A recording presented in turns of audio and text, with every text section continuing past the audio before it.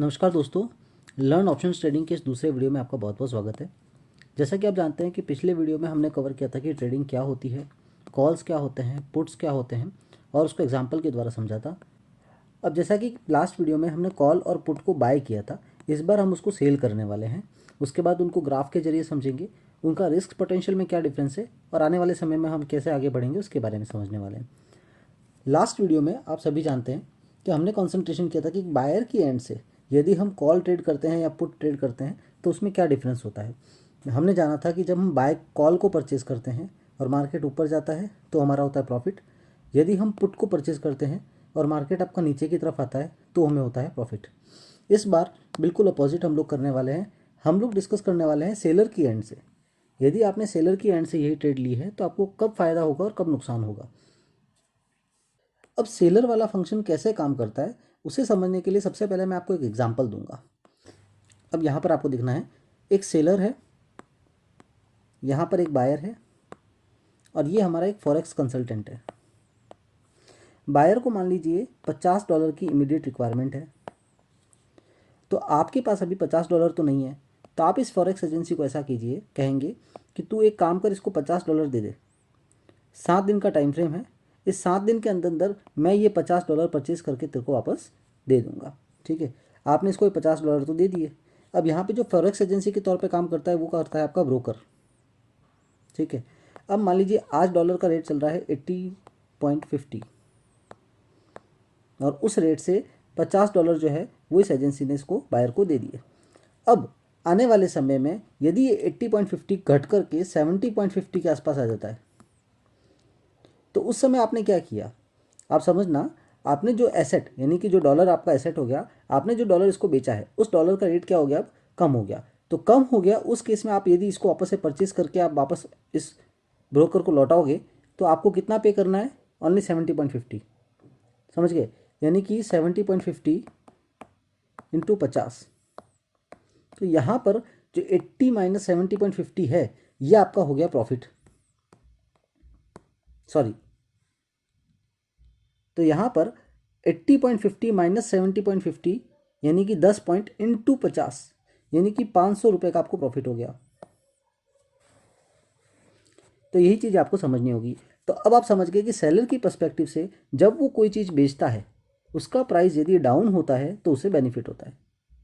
यही मैं आपको पिछली स्लाइड में समझाना चाह रहा था कि जब आप सेलर की पर्सपेक्टिव से बात करेंगे तो यदि उसने कॉल सेल किया है तो बायर को कब फ़ायदा हो रहा था, जब ऊपर जा रहा था, तो सेलर को कब फ़ायदा होगा, जब वो नीचे की तरफ आएगा। और पुट के केस में यदि वो ऊपर की तरफ जाएगा तो उसके बेनिफिट होगा। एक चीज़ आप हमेशा समझ लीजिएगा, शेयर मार्केट में क्या होता है, कोई भी ट्रेड बाय प्लस सेल ये जब कंप्लीट एक ट्रांजैक्शन हो जाता है उसी समय उस ट्रेड को क्लोज कहा जाता है। यानी कि मान लीजिए यदि आप 50 शेयर बाय कर रहे हैं तो जब तक आप उस 50 शेयर्स को सेल नहीं करेंगे वो ट्रेड आपकी ओपन रहेगी। और बायर, आप शेयर मार्केट का कोई भी एक ट्रांजेक्शन, कोई भी एक ट्रेड क्लब कब होती है, जब आप बाय ट्रेड और सेल ट्रेड दोनों को एग्जीक्यूट करेंगे। तो बायर की पर्सपेक्टिव से जब वो परचेज करता है तो उसने एक पार्ट उसका एग्जीक्यूट कर लिया है, अब उसे सेल पार्ट एग्जीक्यूट करना बाकी है। सिमिलरली सेलर की एंड से जब वो सेल कर देता है तो उसे बाय पार्ट जो है वो कंप्लीट करना होता है। अब यहाँ पे ये इंपॉर्टेंट क्यों हो जाता है, क्योंकि जब हम ऑप्शंस ट्रेडिंग की बात करते हैं तो वहाँ पे क्या होता है, ऑप्शंस ट्रेडिंग के जो कॉन्ट्रैक्ट्स होते हैं वो वीकली या फिर आपकी मंथली एक्सपायरी के होते हैं। अब जो वीकली एक्सपायरी होती है वो हर वीक का थर्सडे होती है और जो मंथली एक्सपायरी होती है वो उस मंथ का लास्ट थर्सडे। तो ये आपको समझना। अब यहाँ पर आपको एक इंपॉर्टेंट बात समझनी होगी कि जब भी कोई आप बाय ऑप्शन या सेल ऑप्शन का कॉन्ट्रैक्ट को परचेज या सेल करेंगे ना, तो उसकी एक्सपायरी से पहले पहले आपको उसे बेचकर या फिर परचेज करके उसको ट्रेड को क्लोज करना अनिवार्य होता है। यदि आप ऐसा नहीं करते हैं तो उसके भी कुछ कॉन्सिक्वेंसेस होते हैं, आप पे लंबी सारी पॉलिटी लगती है। तो वो चीज़ आपको मैं आगे डिस्कस करके बताऊंगा। मगर फिलहाल हम एज ए ऑप्शन सेलर या ऑप्शन ट्रेडर एक ही चीज़ समझेंगे कि यदि हमने बाय किया है कोई भी ऑप्शन को तो उसकी एक्सपायरी से पहले उसे सेल करना होगा, यदि सेल किया है तो उसे बाय करना होगा। तो यही सब समझने के साथ में अब हम जब बैक साइड में आए तो यहाँ पे हमें एक चीज़ क्लियर हो गई कि एज ए सेलर, तो यदि मैं कॉल का कॉन्ट्रैक्ट बाय करता हूँ तो मुझे यदि मार्केट नीचे जाएगा तो प्रॉफिट होगा, पुट के ट्रेड में यदि मार्केट ऊपर की तरफ आएगा तो प्रॉफिट होगा। अब हम इसी चीज़ को एक ग्राफ के थ्रू समझने की कोशिश करते हैं। अभी यहाँ पर आप देखिए 13 अप्रैल की एक्सपायरी का ऑप्शन मैं लेके चल रहा हूँ, यानी कि जो भी कॉन्ट्रैक्ट मैं बाय करूँगा या सेल करूँगा उसे 13 अप्रैल से पहले उसका जो सेकेंडरी पार्ट ऑफ ट्रेड है वो मुझे एग्जीक्यूट करके उस कॉन्ट्रैक्ट को क्लोज करना होगा। अब मैं आपको एग्जाम्पल से दिखाता हूँ। सबसे पहले हम क्या करते हैं, हम एक कॉल को बाय करते हैं। तो यहाँ पर आप देख सकते हैं 17,600 का मेरा जो है वो स्ट्राइक प्राइस है और 13 अप्रैल की एक्सपायरी है आज, यानी कि हुई है 6 अप्रैल। तो ऐसे में मैं जिस कॉन्ट्रैक्ट में एंट्री लूँगा उसका जो भी सेल या बाय वाला ट्रेड लूँगा उसका काउंटर पार्ट मुझे इस 13 अप्रैल से पहले पहले एग्जीक्यूट करना होगा। अब आ जाते हैं नीचे की तरफ। यहाँ पर एक चीज़ आप समझिएगा, मैंने इसका जो प्राइस चल रहा है 92.0। अब चूंकि मैं परचेस कर रहा हूँ निफ्टी का कॉन्ट्रैक्ट, तो निफ्टी के एक लॉट में होते हैं 50 क्वांटिटी, यानी कि उस हिसाब से मैंने पे किया है यहाँ पर 4600 रुपीज़।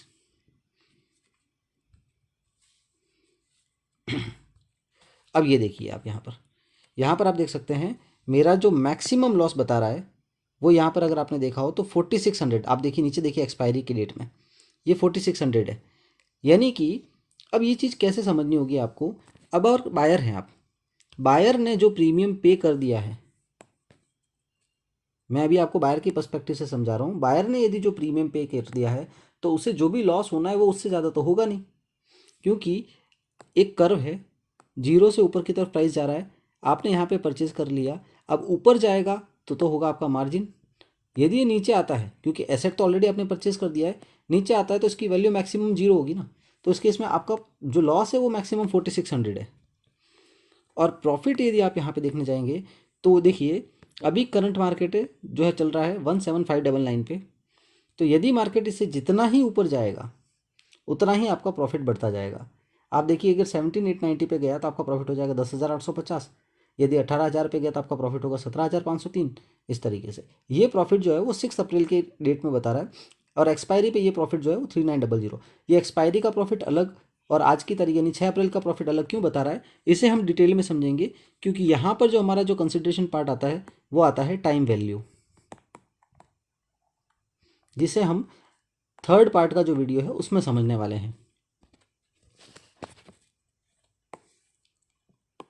तो ये तो था हमारा कॉल ट्रेड जो कि एज ए बायर्स के परस्पेक्टिव से हमने परचेज की थी।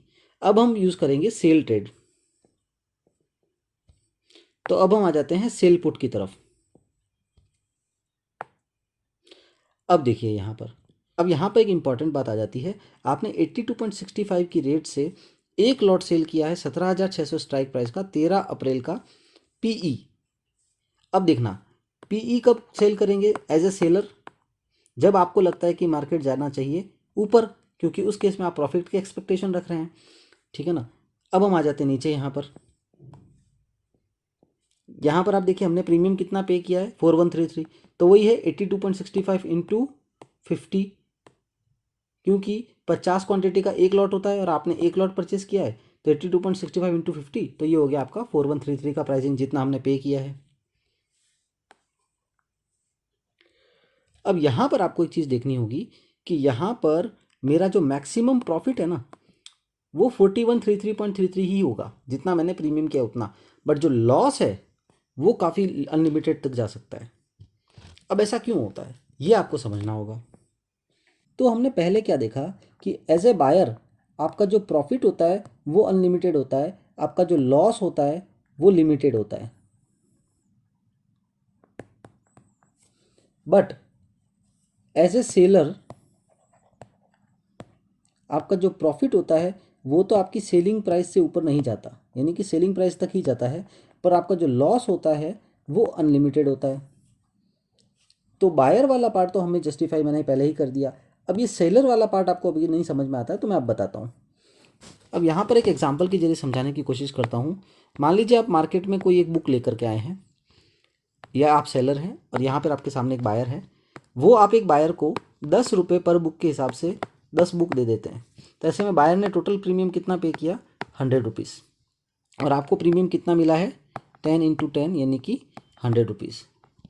अब इंटरेस्टिंग फैक्ट क्या है, मान लीजिए इस बुक का वैल्यूएशन, अब देखो बुक तो बायर के पास पड़ी है, ठीक है ना, और इसने इतना प्रीमियम आपको पे किया है। मान लीजिए बुक का वैल्यूएशन 0 हो जाता है तो बायर को लॉस कितना होगा, मैक्सिमम 100 रुपीज़ का। और यदि बुक की वैल्यू ऊपर चली जाती है और मान लीजिए 20 हो जाती है, 30 हो जाती है, 40 हो जाती है, तो जितनी भी ऊपर जाएगी वो इसका हो जाएगा प्रॉफिट, क्योंकि इसने बाय तो कर लिया है।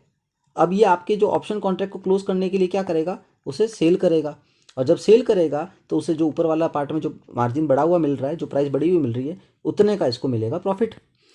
ये प्राइस ऊपर तो कितनी भी जा सकती है, मगर नेगेटिव साइड में मैक्सिमम जाएगी 0, यानी इसका लॉस तो मैक्सिमम 100 रुपीज़ से ऊपर का नहीं होने वाला। अब यही पार्ट हम समझते हैं सेलर की एंड से। सेलर ने एक चीज़ ऑलरेडी मार्केट में 100 रुपीज़ की रेट से बेच दी है। अब सेलर को जब प्रॉफिट होगा, क्योंकि सेलर को अब ये वापस परचेज करनी है, सेलर यही चाहेगा कि मैंने 100 रुपीज़ में सेल किया है, यानी कि 10 रुपीज़ की रेट से, तो इसका रेट है वो कम हो जाए। कम होके कहाँ तक जो है, 0 तक। हालांकि कभी 0 होता नहीं है, 0 के आसपास पहुँचता है। तो सेलर ये चाहेगा कि 0 तक जाए तो इसे प्रॉफिट होगा। मान लीजिए उसकी एडवर्स कंडीशन हो गई और मार्केट में इसकी रेट बढ़ गई, तो बढ़ने पे चाहे जितनी भी बढ़ सकती है, उसकी तो कोई लिमिट नहीं है। ये 99 भी हो सकती है, ये 1000 भी हो सकती है। तो जितनी ज़्यादा ये ऊपर की तरफ रेट जाएगी, उतना ही इस सेलर को नुकसान है, क्योंकि अब सेलर को उस रेट में ये परचेस करके 10 क्वांटिटी अपने इस ब्रोकर को देनी पड़ेगी, जिस ब्रोकर के बिहाफ पे इसने इसको 10 क्वांटिटी बायर को सेल की है, तभी इसका कॉन्ट्रैक्ट जो है वो सेल वो पूरा होगा। तो यहाँ पर सेलर का जो लॉस है वो आपने देख लिया अनलिमिटेड है, बायर का लॉस है वो फिक्स है। मगर बायर का जो प्रॉफिट है वो अनलिमिटेड है, और सेलर का जो प्रॉफिट है वो लिमिटेड है। तो अब आपके दिमाग में एक बात आई होगी, यदि ऐसा ही सिचुएशन है तो हम सब लोग बाइंग ही क्यों नहीं करते, हम सेलिंग क्यों करते हैं? तो ये जो सवाल है इसका जवाब मैं आपको आने वाली स्लाइड में दूंगा, क्योंकि काफ़ी इंपॉर्टेंट है। तो यहाँ पर ऑप्शन ट्रेडिंग में बायर की जो प्रॉफिट की प्रोबेबिलिटी होती है वो होती है 33%, और जो सेलर की जो प्रॉफिट की प्रोबेबिलिटी होती है वो होती है 66%। यानी कि 1/3 बायर की पॉसिबिलिटी होती है प्रॉफिट करने की, और 2/3 होती है शेयर सेलर की। अब वो कैसे होती है उसे हम डिटेल में समझेंगे आने वाले पार्ट में। उसका मैं आपको यहाँ पे लिंक आई पॉपअप में भी दे दूंगा। जैसे ही वो बन जाता है, अपलोड होने के बाद मैं यहाँ पे उस लिंक दे दूंगा, आप उसे देख करके ये जो परसेंटेज प्रोबेबिलिटी जो इतना डिफरेंस आ रहा है 1:2 का, वो जस्टिफाई आपको वहाँ पर हो जाएगा, और आपका ये कॉन्सेप्ट जो है वो क्लियर हो जाएगा। तो फिलहाल के लिए हमने जो यहाँ पे सीखा है कि बायर को कब प्रॉफिट होगा, जब वो कॉल बाय करेगा और मार्केट ऊपर जाएगा, जब वो पुट को सेल करेगा और मार्केट नीचे आएगा। सेलर को कब प्रॉफिट होगा, जब वो कॉल को सेल करेगा और मार्केट नीचे की तरफ आएगा, और जब वो पुट को सेल करेगा और मार्केट ऊपर की तरफ जाएगा। यानी कि बायर और सेलर की जो कंडीशन ऑफ प्रॉफिट्स है वो जस्ट अपोजिट है। मगर ट्रेड, यदि सेम ट्रेड में बायर और कॉल, ये बाय करेगा और ये सेल करेगा, तो उस केस में जैसे ही ऊपर की तरफ जाएगा तो वो बायर के फेवर में, नीचे की तरफ आ गया तो वो आपके सेलर के फेवर में हो गया। तो ये चीज़ अल्टीमेटली अब हमारे कंसेप्ट में पूरा क्लियर हो चुकी है। दोनों में से कोई एक को आपका प्रॉफिट मिलने वाला है कोई भी ट्रेड में। अब आने वाली स्लाइड में हम कवर करने वाले हैं 1:2 का जो प्रॉफिट इंडेक्स की मैं बात कर रहा हूँ, बायर वर्सेस सेलर की, वो क्या होता है। दूसरा, यहाँ पर इस शेयर मार्केट में टाइम डिके क्या होता है, और उसके अलावा काफ़ी सारे पैरामीटर्स होते हैं, गामा, थीटा, डेल्टा, तो उन सब के बारे में भी हम यहाँ पे डिस्कशन करने वाले हैं। फिलहाल हमारे लिए जो इंपॉर्टेंट रहने वाला है वो है प्रॉफिट रेशियो और टाइम डिके। ये क्या चीज़ होती है? यदि आपको हमारा ये वीडियो पसंद आया है तो लाइक और सब्सक्राइब जरूर करिएगा, और नोटिफिकेशन आइकन पर क्लिक करना बिल्कुल नहीं भूलिए, क्योंकि आने वाले समय में जो भी नए वीडियोज़ आएंगे उसका अपडेट आपको उसी के जरिए मिलने वाला है।